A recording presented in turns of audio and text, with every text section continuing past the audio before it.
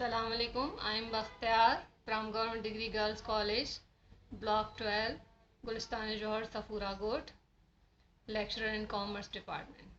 Today, this is my first lecture. I select from first year accounting, chapter number 5, cash book. What is cash book? All cash transactions are recorded in cash book.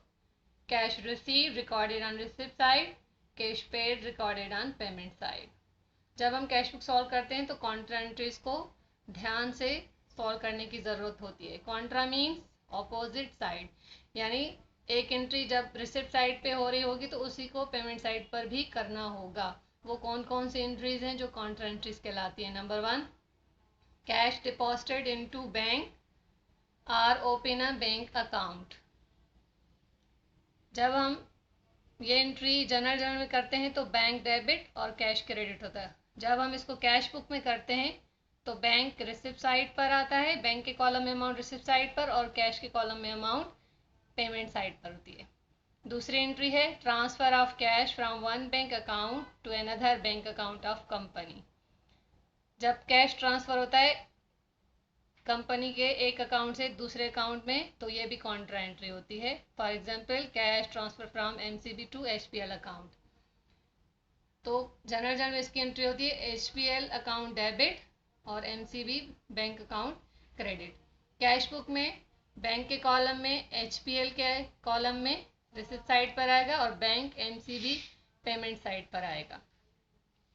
Number 3, cash withdrew from business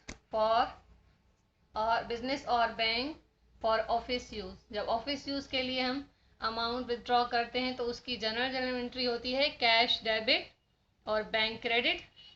और cash book में cash के column में receipt side पर और bank के column में payment side पर amount show होती है. If cash withdrew from business for personal use this is not a Contra entry. ये कॉन्ट्रा एंट्री नहीं है, इसको सिर्फ पेमेंट साइड पर ड्राइंग के अकाउंट में शो किया जाता है. Number 4, check received and deposited into bank on later date और नेक्स्ट डे.